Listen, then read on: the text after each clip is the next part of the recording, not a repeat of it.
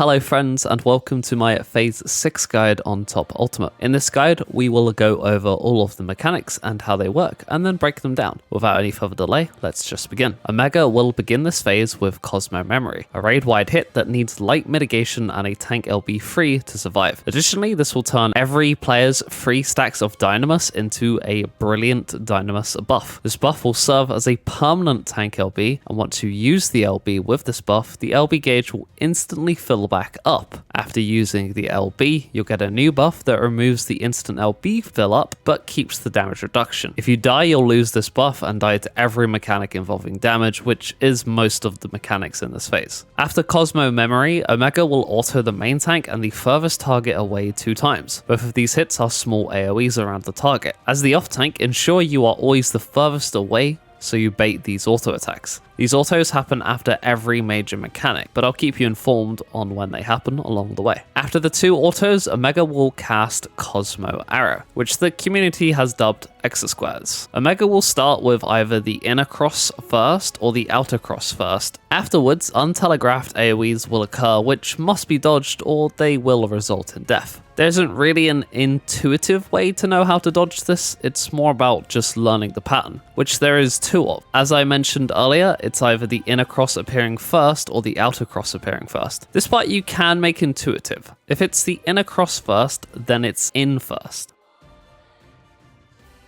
Wait twice. Go to the intercardinals, wait twice again. Go to the cardinal sides after waiting twice, just outside of Omega's hitbox, wait once, and then go in and then chill. If it's outer cross first, it's go out first, wait twice,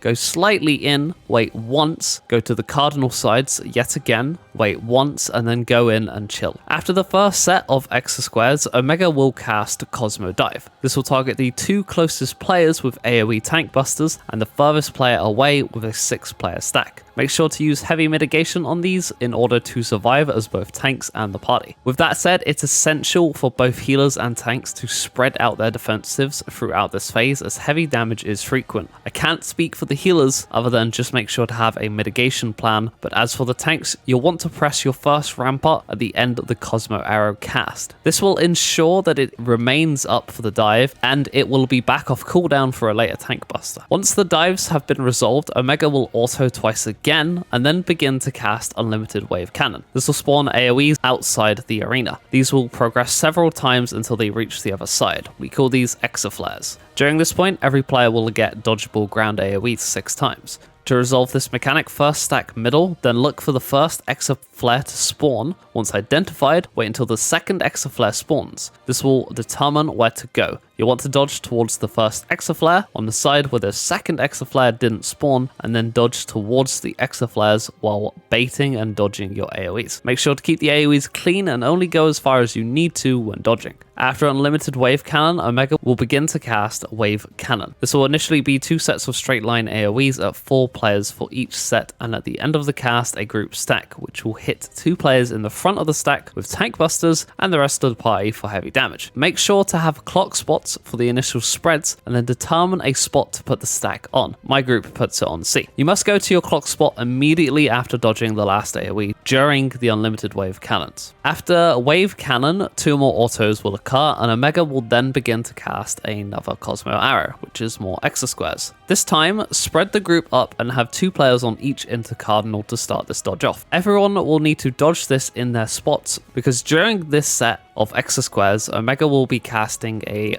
Wave Cannon, which means you'll have to spread while dodging the Exaflares. We use our first Wave Cannon spread spots, but slightly alter them, as the intercardinals are unsafe. You should see the spreads we use during this point with the gameplay and a graphic. Remember to stack for the final hit of the Wave Cannon, and after that another 2 more autos will occur. Omega will then begin to cast another Unlimited Wave Cannon. You can treat this one exactly the same as the previous one, but after this set, Omega will cast a Cosmo Dive instead of a Wave Cannon. Have the group remain after dodging the 6th AoE, and the tank should move through the boss, and avoid being too close to the party. Just after dodging the 6th AoE, melee should begin to use their LBs here in quick succession.